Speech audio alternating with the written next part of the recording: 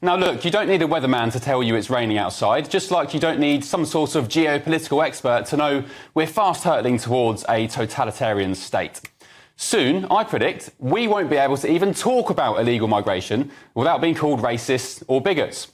Soon, I predict, genuine debate about this country's migration policy will be so censored and diluted that people just won't bother to talk about it anymore.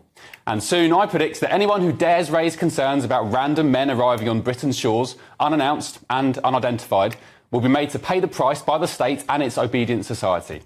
Just look at what Labour MPs think about people who even mention the small boats. Here's Clive Lewis. How am I far right? How am I far right? Because of some of the stuff that you're sharing. Like what? Give me an example. Give me an example. You're talking about boats. You're talking about asylum seekers. Oh, so I'm talking about something makes me far right? No, not it. No, not gassing the Jews. It's talking about things negatively, right? No, not negatively. But if you talk about things which are racist, which are untrue, what's racist? Which are disinformation, victimising asylum seekers. I'm not victimising them. I'm saying they're not asylum seekers. You're talking about small boats. You're talking about asylum seekers. Well, sorry. Does it feel like slowly we're being nudged into believing that even the very conversation about the small boats crisis is something mucky that only the bold and brave dare talk about? Just earlier today, at a child's birthday party, a friend of my son's actually, one mum told me how their church service this morning, was all about condemning people who were against dinghies of migrants rocking up to Britain. She told me, as we snacked on crisps and ham sandwiches, that the congregation in church was ordered to embrace diversity and multiculturalism and open their arms to the world's needy, and anyone who objected to that was somehow ungodly. Then she finally admitted to me that she doesn't even bother talking about immigration with friends or acquaintances anymore because she has to be so careful about wrecking her life. And let me be clear, this person, this mother, wasn't someone who was ingrained daily in politics or news or government policy like, some of we are. Just a normal mum working hard to put food on the table and raise her children. She told me, and I quote, "It feels like you have to work out which people you can have that kind of conversation with or not. It's constantly treading on eggshells. If I say I'm worried about illegal migration and my family's safety in Britain, someone might go and report it to my employer or my child's school. Then we'd be finished." I'm sorry, but what a shocking indictment on the country, keeping your mouth shut to save rocking the boat. We saw how well that worked during COVID. And I never thought I'd see the day when people are scared to speak out against criminality, because the key word here is illegal migration. Illegal. Perhaps that's why our very own Prime Minister is now calling it irregular migration. Is the way to take effective action in relation to the vile trade that sits beneath irregular migration across Europe. But as Britain slowly turns into some authoritarian dystopia, it seems the Germans have finally had enough of their own migration headache.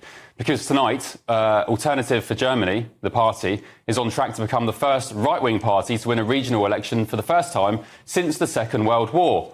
AfD was founded in 2013 with an anti-migration and Eurosceptic agenda, and it picked up the most votes in the eastern state of Thuringia tonight, and that's according to exit polls. The party was on course for 33.5% of the vote compared to the 23.4% it picked up in the 2019 election. And to me, that signals a vast change in attitudes to migration in Germany over the course of just a few years. So, good luck, Britain. We need it. But let's get the thoughts of my panel now. Political commentator Chloe Dobbs, former LBC political editor Theo Usherwood, and former Labour special advisor Paul Richards. Good evening, panel. Hello. Good evening. Happy Sunday. We've made it through another week. Chloe, do you think I'm talking claptrap when I say that I fear and predict that soon, and I think in a number of years, not too far away, that even the idea of a conversation about illegal migration, all the small boats, will be met with a wall of silence and condemnation? I mean, I think you're absolutely right, and we need to be ringing the warning bells now before this goes any further, because I think there's the risk that everyone thinks, oh, we're not Iran, we're so far away from that, we're never going to end up in the position where we're a totalitarian state. But we're clearly on the path towards it, and in fact, Keir Starmer seems to be moving far faster than I expected. I expected a lot of scary policies to come out of his government, but I thought he would sort of ease us in over a few years. But, just after a few weeks in power, and it seems like we're living in 1984. Theo, irregular migration, what's that about? So they've changed the language. Actually, it wasn't Keir Starmer's government that changed it. It actually changed in the last days of the Conservative government. They changed that terminology.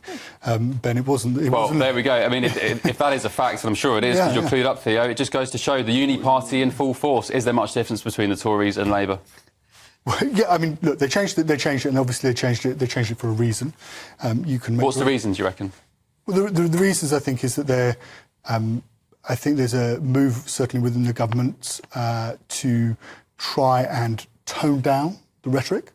And you can have a counter-argument to that and say we need to be much more upfront in the rhetoric. But I think there's a feeling that if you tone down the rhetoric, then it becomes less inflammatory, and it's possible to have a more reasoned debate. What I would say is I think it's very important that when you're dealing with the small boats crisis, that we reach a point at which the numbers drop, because we're talking about a vile trade in human beings here. We're talking about people risking their lives, paying criminals £2,500 a person to get into a boat and cross the channel, often overcrowded, and these are people who are in mortal danger when they are doing so. And it needs to stop, and we need to be upfront about the fact that it needs to stop. And I think if I were to say one thing about just the debate in general, if we can't have the debate and if pressure through legitimate means can't be put in place, whether it comes from opposition parties onto a government or in the media, because we have free speech in this country, if it can't be used through, as I said, legitimate means to put pressure on the government, whether it be questions in the House of Commons or wherever,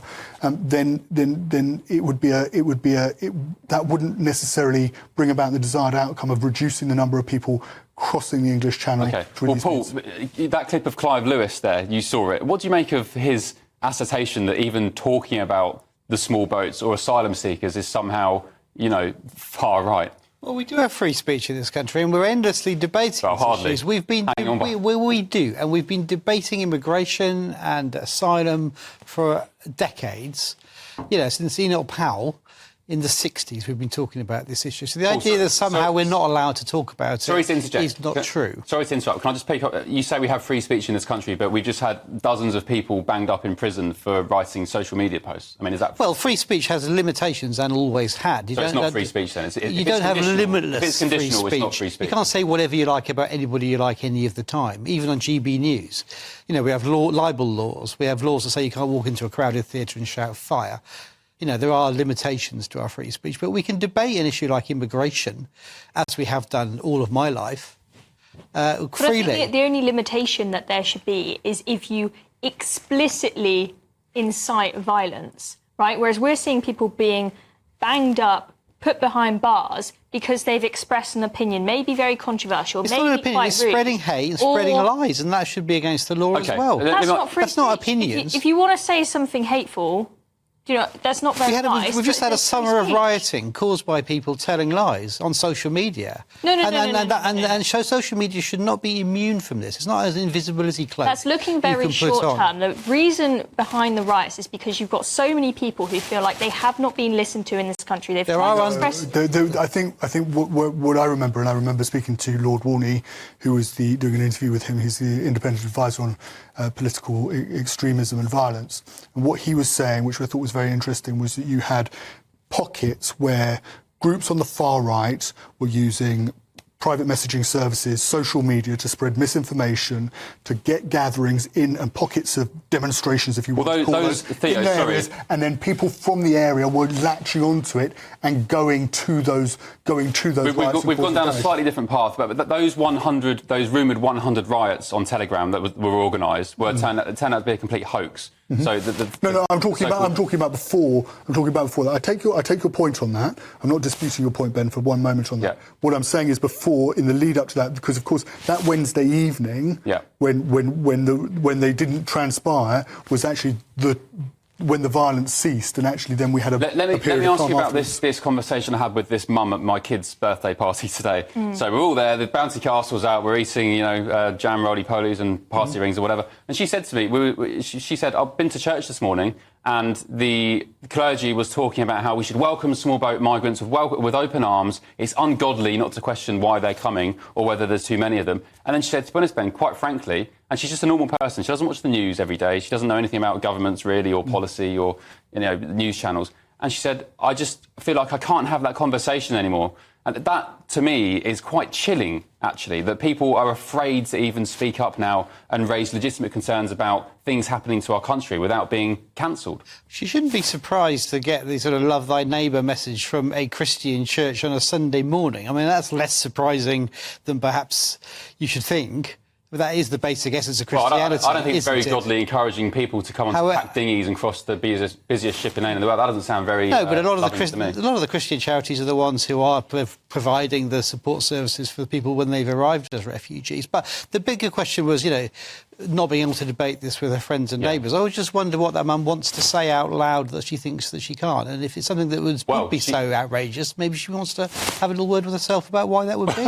No, she wanted to say, her point was, as I said, she doesn't know too much about the situation of the small boats and the government policy and why it's happening. She simply wanted to raise concerns that there's undocumented, unknown people come into this country who throw their mobile phones into the water, throw their passports. We don't know who they are or where they're from. Surely, normal people are allowed to say, hang on a minute, something a bit fishy is going on over there. What's going on? We were debating it. We debated it through the election campaign. It was one of Labour's central pledges, all about stopping the boats. You know, this was all... You say that, Paul, but I've just showed you a clip of Clive Lewis saying, you're talking about small boats, and then another clip of Starmer now calling it irregular migration, as if, like, changing the language is going to somehow... Well, I think Theo's point is a good one, which you do need to take the heat out of this debate, and words do matter in this regard. So I think we do need to have a rational, calm debate about immigration policy and refugee and asylum policy. Just very quickly, look, if Clive Lewis, you were to invite Clive Lewis onto this programme and you sit down with him, Ben, and say, I want to do an interview. I'd love it. Clive, please come on. The invitation is there. And if he turns around and